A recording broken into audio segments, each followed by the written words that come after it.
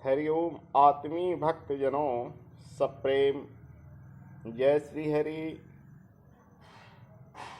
श्री गुरुचरण कमलेभ्यो नमः। ओम ऐं ओम जय मां सरस्वती। ओम भास्कराय नमः। जय श्री सूर्य नारायण की जय।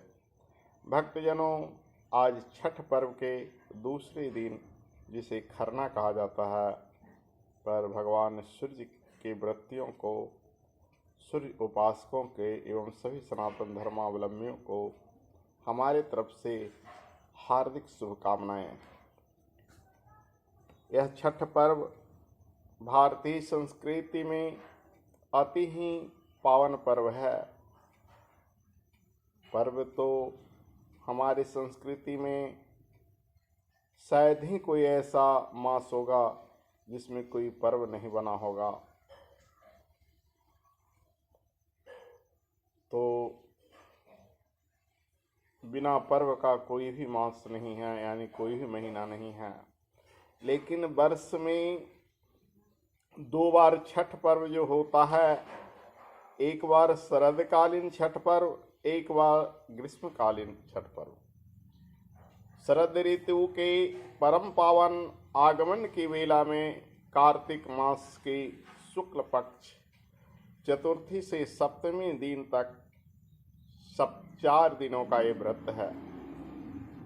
चतुर्थी को छठ व्रती लोग नहाए खाए बोलते हैं, यानी नहाए खाए तो रोज होता ही है, लेकिन उस दिन विशेष रूप से अति पवित्र होकर भगवान की पूजा में सूर्य को अर्घ्य के रूप में अपना प्रसाद को निवेदित करके लोग स्नान करके खाते हैं। दूसरे दिन, जिसे आज का दिन जो खरना कहा जाता है, उस दिन में संध्याकालीन भगवान सूर्य की विशेष रूप से पंचोपचार षोडशोपचार पूजन करके विशेष नैवेद्य अर्पित किया जाता है। और तीसरे दिन भगवान सूर्य के व्रती भगवान सूर्य को संध्याकालीन डूबते हुए सूर्य को अर्घ्य प्रदान करते हैं और 2 दिन उपवास रहते हैं। एक आज खरना के दिन और दूसरा षष्ठी के दिन। सप्तमी के दिन भगवान सूर्य के उदयकालीन सूर्य को अर्घ्य निवेदित करने के बाद पारण करते हैं। यह 4 दिनों का भगवान सूर्य का परम पावन व्रत विशेष संयम पूर्वक मनाया जाता है।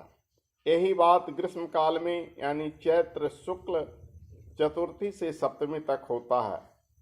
यानी भगवान सूर्य को जब शरद ऋतु का आगमन होता है तो शीत से बचने के लिए, कष्ट से बचने के लिए, विभिन्न आपदाओं से बचने के लिए भगवान सूर्य जो आरोग्य के देवता हैं, सभी लोग उनसे सामूहिक प्रार्थना पूजा करते हैं। और जब ग्रीष्म काल आता है, भयानक गर्मी से आगमन के पूर्व ही भगवान का जब सूर्य का तीवर बदलता है, जब वे प्रचंड रूप से उग्र होते हैं, तो उस वक्त भी भक्त उन्हें मनाने के लिए विशेष प्रयास करते हैं, यानी उनका छठ पर्व करते हैं। भगवान सूर्य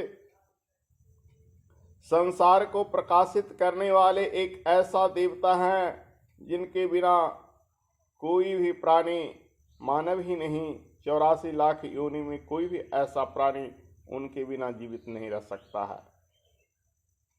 4 प्रकार के प्राणी होते हैं, अंडज, पिंडज, स्वेदज और उद्भिज। ये चारों को शक्ति भगवान सूर्य से ही प्राप्त होती है।